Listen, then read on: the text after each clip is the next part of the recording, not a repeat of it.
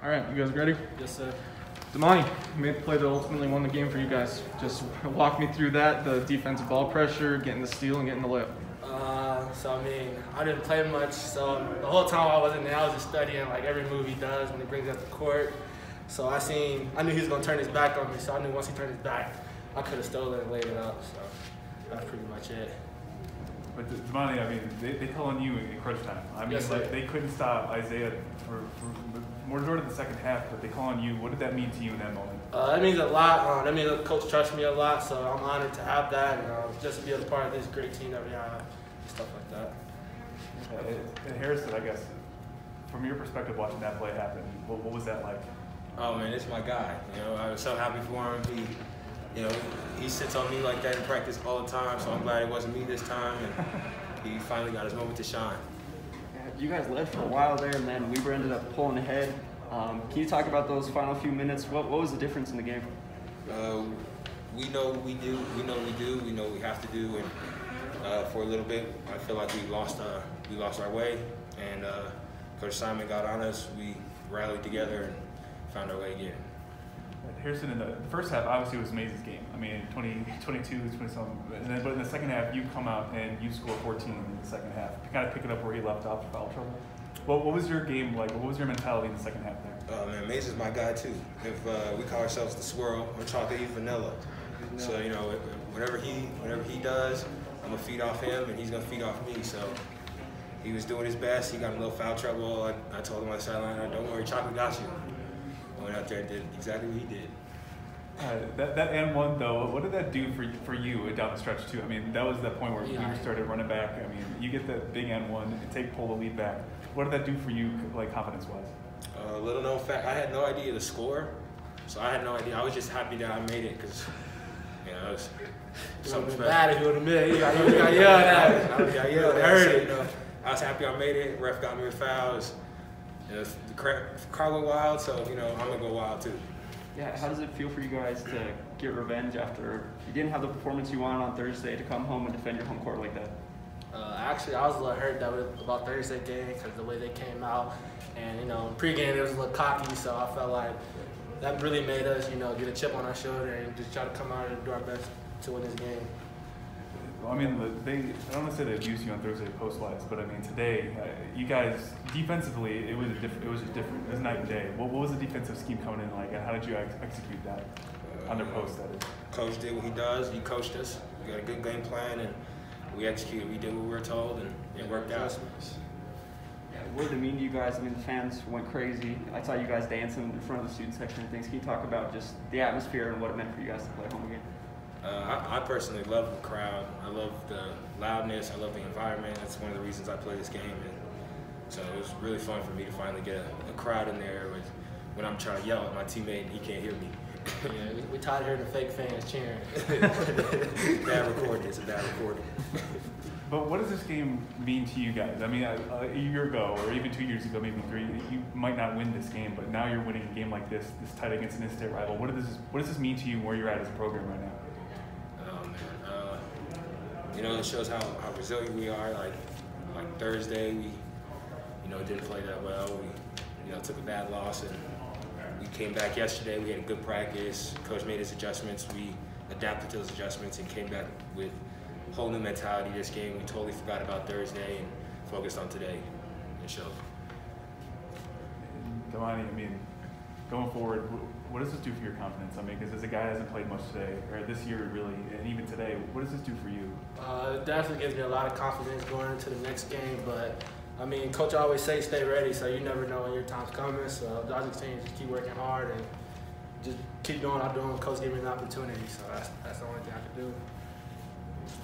All right, I just want to start with an opening statement about tonight's victory over Weber State, and then we will go from there. Just really proud of this team. With their resilient bunch.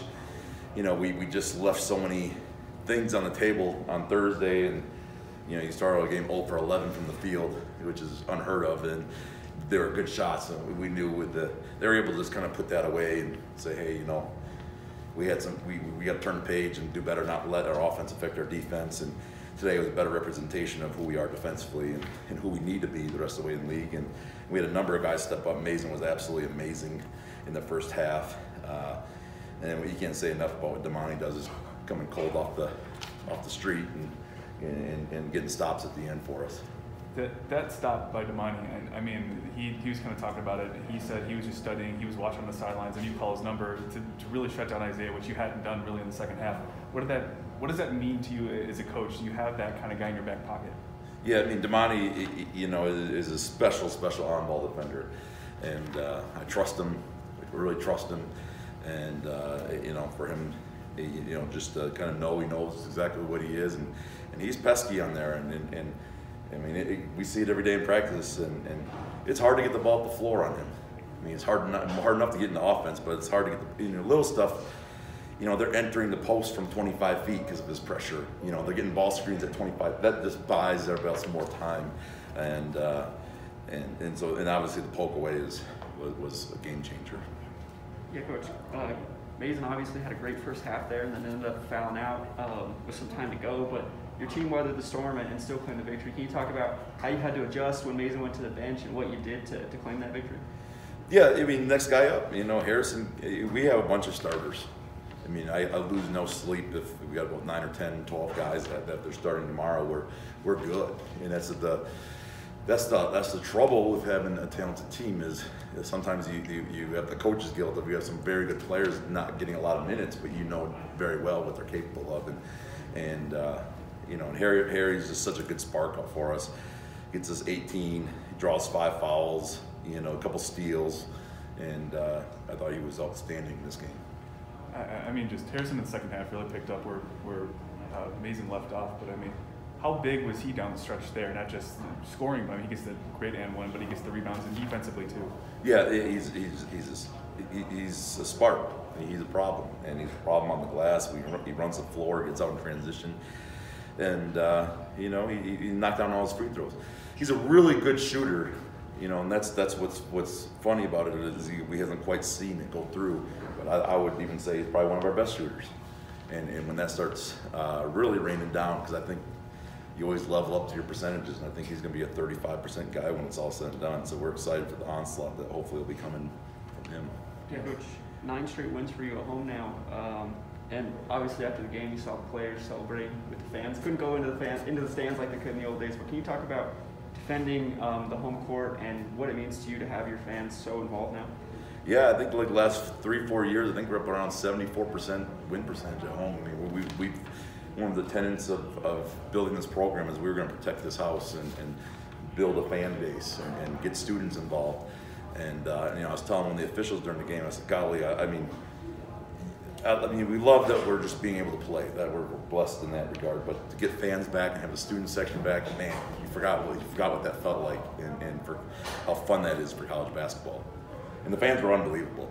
I mean, we got down there and our guys couldn't hear each other on the floor, and so it was a strength in numbers deal. And if they can't hear it, they can't hear them on their side either. So, big time game-changing plays from our fan base. The game like this, the way it transpired, I don't know if you win a game like this last year or even the year before, but what's the difference in the way the program is now as opposed to just even a year or 2 years ago?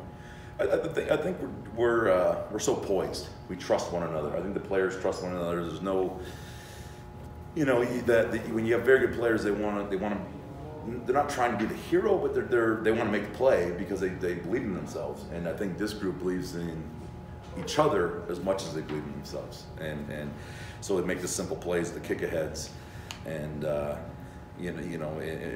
let it go, and it's kind of the same. That's part, and I'm part of that too. I gotta let them play a little bit. We get the situation, we get a steal in that Harry and one. We got to let them play a little bit there and see what happens. He makes a huge play. Yeah, Coach, you led for something like 35 minutes in the middle of that game, and then Weber just slowly clawing back. Can you talk about your team's mentality to not let them ever get all the way back in the game, even though they took the lead, you were able to win in the end?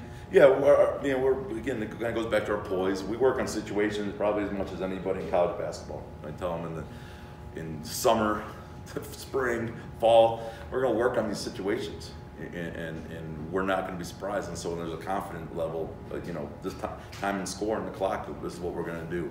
And I think it's really paid off for us this season. What does it mean to you to bounce back the way you did today from a game like Thursday? I know you you can even point to that game now and say that's kind of a fluke just from the way you played today. How does it feel just to bounce back the way you did? Yeah, I mean, it was almost like it was a humbling deal. This is from a standpoint of, guys, this can happen to anybody. You have to be so good defensively that on days where you're ice cold, this is what you need to rely on. So there was a lesson in it. But I went on the bus thinking and rewatching the film saying, oh, I felt pretty good for today, quite frankly. I think our whole team did. I think we all felt pretty confident. Almost a chuckle, like, shake your head. That was a mess, and we're gonna go turn the page and go do this on Saturday. And I think the whole team's mentality was that way. So we felt a good confidence going into it.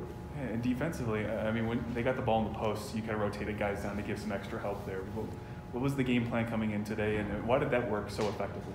Yeah, we weren't going. We didn't do a great job in the post. Obviously, they were fantastic down there. They got very good players. They got very good spacing. They obviously coached extremely well, and we needed to give our guys some help, and just try to get our energy level up. We didn't mind being in scrambles. I think we're better defensively when we're flying around and having to read and react than we are compressed. And as we learn our team, which we are still in the process of it, as you go in gameplay, you're like, okay, you know what, we're a little bit better when we have a little bit more chaos going and delivered, and that was a big deal for us. Coach, going back to Damani steal there, that happened right in front of the bench. Can you put me there? What was it like for everybody celebrating? What was the energy like on that after that play? Well, I mean, guys have seen it so often. So right away, when Damani goes in the game, watch the bench. First of all, he's the most spectacular human being you'll ever meet, right? We love Damani. My kids love Damani. Everybody loves Damani. And Damani goes in the game, watch the energy, because everybody knows what's coming. And they're like, okay, he's going to get somebody. He's going to get somebody, and he got somebody. And so the guys, that was a fun moment for them to let him kind of do his thing. And when it comes to that steal, I mean, what's going through your head as a coach right in that moment? Because I mean, that was, you're down one. I mean, they have all the momentum, and then that play happens. What's going through your mind? I was on the next play. I mean, as soon as he poked it away, okay, that's going to be a layup. Okay, now let's get the next thing going. Okay, let's get it again. Resist the urge to not foul because you got one. But yeah, but as soon as it was poked away, I'm like, all right, that's a layup, and we got to get to the next play. Okay, and that was kind of where my mind was at, quite frankly. But it was sweet. I can't wait to watch it again because, I was happy for him as an individual as well. And you followed that up with another big stop. I mean, for a team that I don't say struggled defensively, but you're allowing a lot of points to get that stop at the end. I mean, what did that mean for you? We know that we can. It's dangerous because we know that we can be a good defensive team. We showed it at the end of a lot of these games. But now, you as a coach, you're like, can we just do this for 40 minutes? That'd be a little bit more enjoyable. It'd be a little less sweaty. It'd be less angry at the refs. Like, just play defense for 40 minutes like that. We're gonna be good. But we like to wait till the last 4 or 5 minutes. But we had 3 long droughts that we forced them on in that game, and I thought that was huge. Those droughts, and hopefully we get a little more separation in the future. But it was good. That's a damn good team. Perfect. Thanks, Coach.